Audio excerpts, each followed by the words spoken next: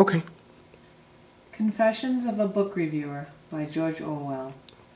In a cold but stuffy bed-sitting room, littered with cigarette ends and half-empty cups of tea, a man in a moth-eaten dressing gown sits at a rickety table, trying to find room for his typewriter among the piles of dusty papers that surround it. He cannot throw the papers away because the wastepaper basket is already overflowing. And besides, somewhere along the unanswered letters and unpaid bills, it is possible that there is a check for 2 guineas, which he is nearly certain he forgot to pay into the bank. There are also letters with addresses which ought to be entered in his address book. He has lost his address book, and the thought of looking for it, or indeed of looking for anything, afflicts him with acute suicidal impulses. He is a man of 35, but looks 50. He is bald, has varicose veins, and wears spectacles, or would wear them if his only pair were not chronically lost. If things are normal with him, he will be suffering from malnutrition, but if he has recently had a lucky streak, he will be suffering from a hangover. At present, it is 11:30 in the morning, and according to his schedule, he should have started work 2 hours ago. But even if he had made any serious effort to start, he would have been frustrated by the almost continuous ringing of the telephone bell, the yells of the baby, the rattle of an electric drill out in the street, and the heavy boots of his creditors clumping up and down the stairs. The most recent interruption was the arrival of the second post, which brought him 2 circulars and an income tax demand printed in red. Needless to say, this person is a writer. He might be a poet, a novelist, or a writer of film scripts or radio features, for all literary people are very much alike. But let us say that he is a book reviewer. Half hidden among the pile of papers is a bulky parcel containing 5 volumes, which his editor has sent with a note suggesting that they, quote, ought to go well together, end quote. They arrived 4 days ago, but for 48 hours the reviewer has prevented by moral paralysis from opening the parcel.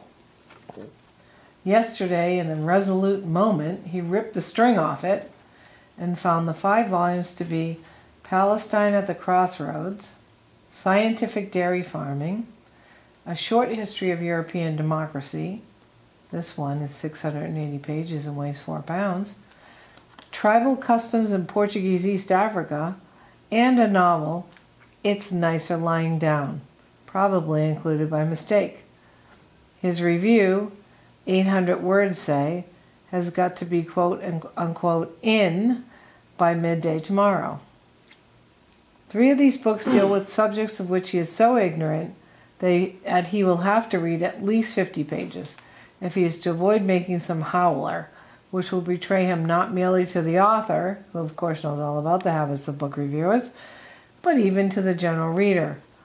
By 4 in the afternoon, he will have taken the books out of their wrapping paper, but will still be suffering from a nervous inability to open them. The prospect of having to read them, and even the smell of the paper, affects him like the prospect of eating cold ground rice pudding flavored with castor oil. And yet, curiously enough, his copy will get to the office in time. Somehow it always does get there in time. At about 9 p.m. his mind will grow relatively clear, and until the small hours he will sit in a room which grows colder and colder, while the cigarette smoke grows thicker and thicker, skipping expertly through one book after another and laying each down with the final comment, quote, God, what tripe, end quote. In the morning, bleary-eyed, surly, and unshaven, he will gaze for an hour or 2 at a blank sheet of paper until the menacing finger of the clock frightens him into action. Then suddenly he will snap into it. All the stale old phrases, quote, a book that no one should miss, quote, something memorable on every page, quote, of special value of the chapters dealing with, etc., end quote, will jump into their places like iron filings obeying the magnet, and the review will end up at exactly the right length and with just about 3 minutes to go. Meanwhile, Another wad of ill-assorted, unappetizing books will have arrived by post. And so it goes on. And yet with what high hopes this downtrodden, nerve-wracked creature started his career only a few years ago. Do I seem to exaggerate? I ask any regular reviewer, anyone who reviews, say, a minimum of 100 books a year, whether he can deny in honesty that his habits and character are such as I have described.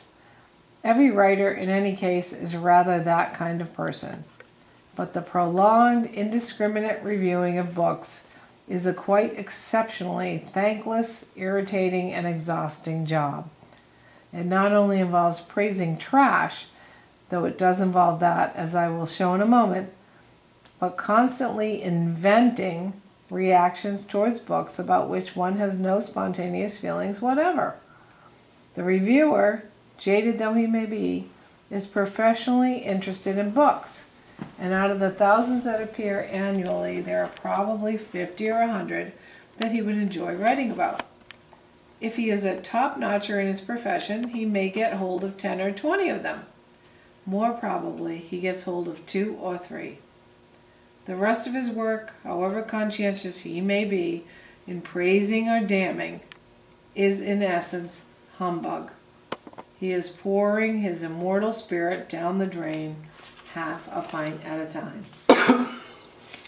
The great majority of reviews give an inadequate or misleading account of a book that is dealt with. Since the war, publishers have been less able than before to twist the tales of literary editors and evoke a paean of praise for every book that they produce. But on the other hand, the standard of reviewing has gone down owing to lack of space and other inconveniences. Seeing the results, people sometimes suggest that the solution lies in getting book reviewing out of the hands of hacks. Books on specialized subjects ought to be dealt with by experts. And on the other hand, a good deal of reviewing, especially of novels, might well be done by amateurs. Nearly every book is capable of arousing passionate feeling. If it is only a passionate dislike in some or other reader, whose ideas about it would surely be worth more than those of a bored professional. But unfortunately, as every editor knows, that kind of thing is very difficult to organize. In practice, the editor always finds himself reverting to his team of hacks, his, quote, regulars, as he calls them. None of this is remedial so long as it is taken for granted that every book deserves to be reviewed.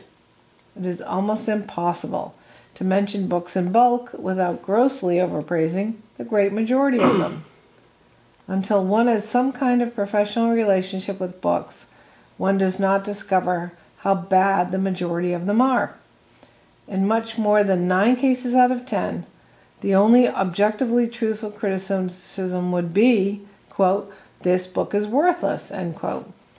While the truth about the reviewer's own reaction would probably be, quote, "This book does not interest me in any way, and I would not write about it unless I were paid to," end quote.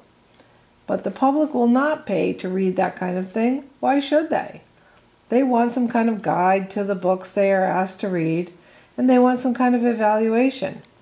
But as soon as values are mentioned, standards collapse. For if one says, and nearly every reviewer says this kind of thing at least once a week, that King Lear is a good play and The Four Just Men is a good thriller, what meaning is there in the word good? The best practice, it has always seemed to me, would be simply to ignore the great majority of books and to give very long reviews, 1,000 words is a bare minimum, to the few that seem to matter. Short notes of a line or two on forthcoming books can be useful, but the usual middle-length review of about 600 words is bound to be worthless, even if the reviewer genuinely wants to write it. Normally, he doesn't want to write it, and the week-in, week-out production of snippets soon reduces him to the crushed figure in a dressing gown whom I described at the beginning of this article. However, everyone in this world has someone else whom he can look down on, And I must say, from experience of both trades, that the book reviewer is better off than the film critic, who cannot even do his work at home, but has to attend trade shows at 11 in the morning, and with one or two notable exceptions, is expected to sell his honor for a glass of inferior sherry. That's it. Cool. All right, thank you.